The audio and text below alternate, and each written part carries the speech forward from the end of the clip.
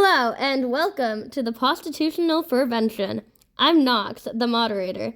Today we'll be introducing the Bill of Rights to try to get the dogs to ratify the Constitution. We also need the cats and guinea pigs to be okay with adding these rights. I'm Bonnie. I'm the head of the Cats and Guinea Pigs. We support the Constitution as is, but we do understand that we might need to add the Bill of Rights as a compromise to get the dogs to agree. I don't think it's necessary, but if it happens, it happens. Hi, this is Henry. I'm the head of the dogs.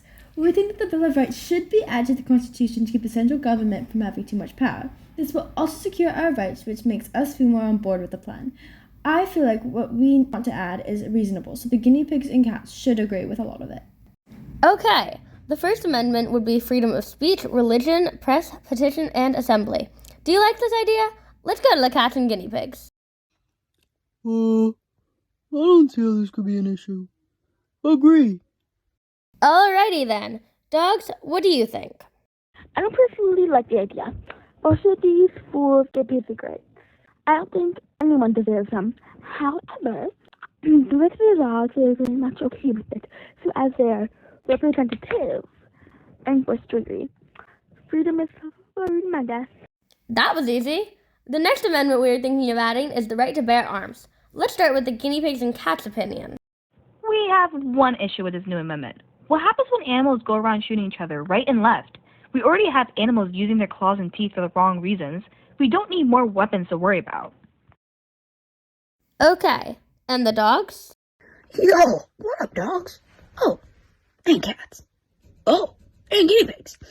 It's Riptide Dudes here to help settle your feelings about guns. You know, they can be useful too and all that. I mean, how else are you gonna get that meat for dinner, am I right? Weapons could be used for bad, but animals can kill us using other resources anyways. So what's the difference? Let's be totally real, bro. We've all thought about killing your neighbor because they won't start barking at you. But we never do it, so why would anyone actually do it with a gun?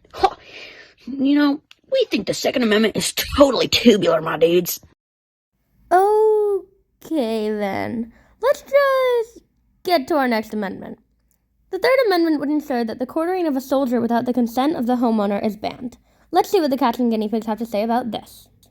I think this one's pretty obvious. I mean, who would want someone living in their house without their consent? We agree. Isn't this one of the many reasons we were mad at Britain in the first place? Perfect! I personally wouldn't want some random chick living in my home either. The next amendment we wish to include is the banning of search and seizures. Let's head over to the cats and guinea pigs. Yes, totally agree. Oh, wait, never mind. Not totally. Wait, what was I thinking? Oh, right. Even though I don't want to be stopped and searched on the streets one Sunday as I'm walking to Papa Gino's, what about the criminals?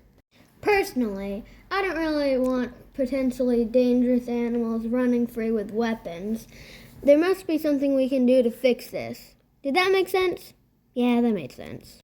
Yeah. I totally see where you're coming from. Are there bad animals in this world? Yes. Do we live in fear of them and let them cater to that fear? Also, yes. I think we should modify this right so that searches and seizures are allowed, but only with a warrant. Perfect. That works for us. Sounds good. I'll make those edits as soon as possible. Our next few amendments list rights that would come into play during a criminal trial or case. We're now going to discuss the Fifth Amendment. This would protect citizens from self-incrimination by giving them the right to remain silent. It also includes double jeopardy, which means you cannot be tried for the same crime twice. Nothing wrong with rights to protect us in court. Bonza, mate. We also agree. Awesome. Okay. These next two amendments are similar, so we'll discuss them as one. Citizens will have the right to a speedy and public trial with an impartial jury. In crimes involving money, a jury is only necessary if the stolen sum exceeds $20. How are the cats and guinea pigs feeling about this? I don't know.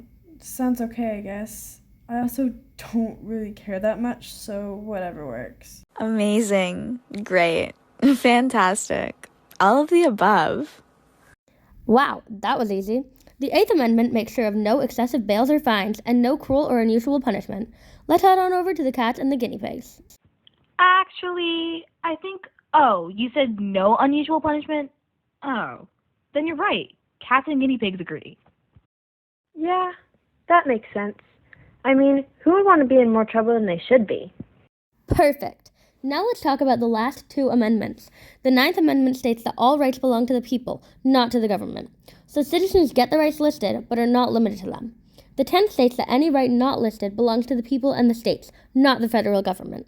In other words, the federal government only has the rights listed in the Constitution, no others. I think that sounds fair. I don't see a problem with it. I'm happy with getting rights if you're happy with getting rights.